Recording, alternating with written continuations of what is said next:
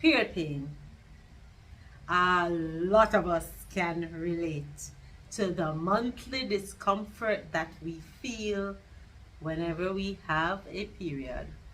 Now, this is an experience that can range from a little bit of discomfort to debilitating, unbearable, inability to function type of pain.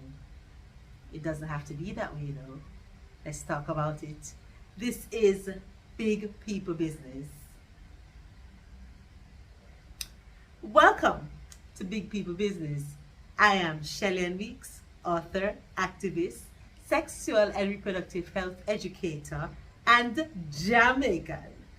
And this episode, I want to talk a little bit about period cramps or dysmenorrhea. That's the fancy term for period cramps. Now, many of us who are having periods can relate to having painful, difficult periods. I can relate to having painful, difficult periods. For a very long time, that was my story. I used to have 11-day, very heavy, very painful periods. So much so that for at least 4 out of those 11 days, I was most comfortable in the bathroom. I mean, I remember setting up extension cords and taking my laptop in the bathroom because I'll just sit there on the toilet and allow the period to come out of my body. I used to bleed very heavy and I just was not able to find a menstrual product that could stand up to the level, the heaviness of my flow. Now, I'm not very special where that is concerned because so many of us can relate to having really heavy periods. On top of that, in addition to the period cramps, which, my abdomen would feel as if a 25-pound weight is just dangling from it, I also had back pain. And the back pain was just, I used to be on narcotic painkillers. I'm talking about, you name them. Name them. Just think of a brand name. I'm sure I have taken it. And those painkillers would just take the edge off because it's never completely got rid of the pain. So I was eventually diagnosed with uterine fibroids, which I found out was adding to some of the pain and discomfort and bleeding that I was experiencing with my period. And when I got that diagnosis, after many consultations and conversations, I was going to go through with a partial hysterectomy where I would remove my womb but I'd keep my ovaries. Long story short, I decided to try as an experiment to change my relationship with food, and let's just say my periods are no longer heavy, no longer 11-day. As a matter of fact, I have 3-day periods now. Yeah, I said it. 3-day periods now, symptom-free periods now, as in no pain at all periods now.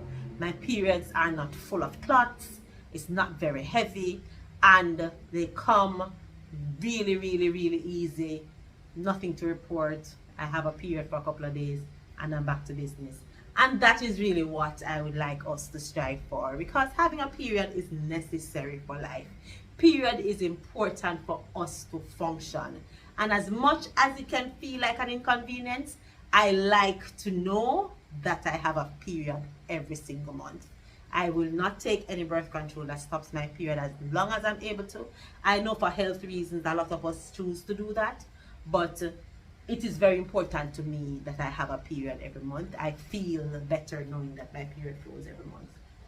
But I said I wanted to talk about dysmenorrhea, so we're going to talk about dysmenorrhea. And I want to talk about that because I want to give you some of the tools that I used to ensure that my periods are short and symptom-free and healthy periods. All right? So I'm going to give you 5 tips that you can use to help with your difficult periods. One thing that I want you to remember before I get into the tips is that some of the pain and discomfort that we feel when we have our periods is not always because of our periods. We always just attribute it to our periods because that's what's happening at the time. But if we were to solve some of these things, then it will not contribute to the overall dysfunction and discomfort that we feel during our periods. One of those things is anemia. A lot of us are anemic. And because we're anemic, we experience nausea. We experience lack of energy. We feel nauseated a lot of the times, and we are just unable to fully function. Sometimes we might have some cramps and just, aches and pains in our body.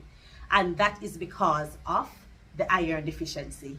If you look at the data, Black women especially have a difficulty with iron deficiency, and a lot of it has to do with what we eat and what we don't eat. So if you know that you have anemia, please ensure that you address your iron deficiency, because that will go a long way in helping get rid of some of the discomfort that you feel with your periods. First thing, eat more iron-rich foods or get yourself a good iron supplement. Number 2, we do not drink enough water. I'm going to say it again for people in the back. We do not drink enough water.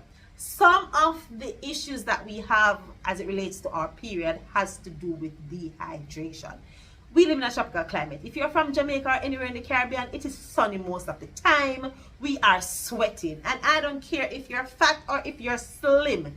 If you're living in the Caribbean, you're sweating beneath your breasts, you're sweating between your leg and other places. And so our bodies require more water than it would in other types of climate. So we need to hydrate.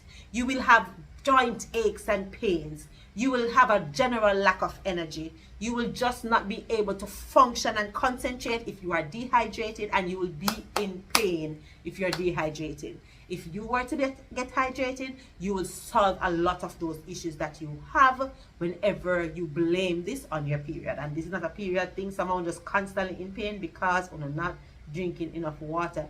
And I know you have some Jamaicans who will say, but Shelly, I don't like water. It don't have any taste. I don't have a little flavor and a little color in my beverage. No, you don't. You don't need to have any flavor and any coloring, because that just satisfies your eyes and the taste buds. And then your body has to pay the consequences. Drink some water, please. Seriously. And during your periods, you should be drinking more water, because in addition to sweating and urination and tears and talking and all the other ways we lose water, add period. So we need to be drinking more water. We need to be hydrating more while we have our periods. So if you fix your anemia, if you hydrate more, right away we start feeling better. Right away we have more energy. Right away we lose some of the nausea and we lose the body aches and pains, and we are getting better periods already. The third thing. Now this is something that a lot of us don't want to do, and we say we don't have the time to do it, but we have to find the time because it is necessary, not just for our overall health, but it can definitely help with our period cramps, and that is exercise. Exercising is so important because the hormones that we release during exercise are natural painkillers. One, it makes us feel better. Two, and exercise is a great way for us to balance our hormones, so that a lot of the symptoms that we will get from having a high level of estrogen in our system will now be reduced, because our body has neutralized that through exercise. So exercise is good for you. Also, it will give you a nice energy boost. So you normally feel lethargic and you just can't bother, you don't have the energy. We dealt with that with the anemia. We dealt with that with the hydration. Add a third tier with the exercise, and let me tell you, you are going to feel the difference. Okay? Exercise. Good. The next thing that you want to do is, this is going to be hard for some of you. You're going to reduce the intake of the processed foods. You're going to reduce the intake of the fried, salty, spicy foods, and you're going to reduce the intake of dairy products. Now, I know a lot of what I just said, you're going to say, but Shelly, those are the things that I want to eat when I'm on my period. Because they taste nice. But like I said, the taste only lasts while they're in your mouth. And now your body has to pay for the inflammation that's going to come with that. Now your body gonna have to deal with the hormone imbalance that comes with eating some of the food that you're eating. So I just want you to remember that what you eat matters, and the less processed food you eat, the more you feel better, and the more you will have better, healthier periods. So reduce your intake of processed foods, especially the week before and during the week of your period, because your body will thank you. Huh? Yes, yes. That's tip number 4. Tip number 5. What's your sleeping patterns like? Are you sleeping? Yes, I know you're busy people. Yes, I know you have a million things doing. But if you're not sleeping, you're not healing. If you're not sleeping, your brain is not getting a chance to rest. Your body is not getting a chance to rejuvenate. Your reproductive system is not getting an opportunity to heal. You need to be sleeping. Women require more sleep than men. Don't listen to me. Check the data. It is important that we get our sleep, because if we are not rested, we are going to feel the impact the following day. A lot of us go to sleep hours of night because we are on the phone. You know yourself, what you're watching at night time. In the bed, you know. Put the phone outside of your bedroom, turn off your TV and go to sleep. You need to get your 8 hours of sleep in. If you're not getting your 8 hours, you need to get a good solid maximum 6.5 hours, and make sure you get it in a room that is as little technology in that room as possible. Ensure the lighting is minimal in that room. The space needs to be dark, and you need to have a space that is conducive to restful sleep. Some of you cannot sleep without the TV on. What you forget is that even though your eyes are closed, your ears aren't. So your brain has to process all of what it's still hearing while you're sleeping. And so when you wake up in the morning after a night of sleeping, you're tired because your brain was processing all of that TV playing, all the noise in the background that was still happening as a result of the tech that you have around you. So you have to do better when it comes to your sleeping. Okay? If you're not sleeping, you're paying for it when you're awake. Sleep is very important. All right? It is important that you take care of your body, because what you do to it has consequences. And some of us are feeling a lot of pain and discomfort with our period, not just because our periods are unhealthy, but because you are unhealthy, because of the things that you're doing to yourself. A lot of us think about exercise and we think about weight loss. And part of that is marketing, because a lot of persons, when they talk about exercise, they associate it with weight loss. And it is very important to me that we change the conversation around exercise, because as far as I'm concerned, exercise is the magic. Exercise has many benefits, and at least of it is weight loss. And a lot of the benefits that it has to do with our cognitive ability. We need to exercise to allow our brain to detoxify itself and to renew itself and function better. We need to exercise so our pores can get to detoxify itself. That's why we sweat while we exercise. That is your body getting toxins out of it. So we have to do better about taking care of ourselves. All right? You don't have to have painful periods. You can have healthy, short, nice, easy periods, but it depends on what you do. I'm gonna leave it there.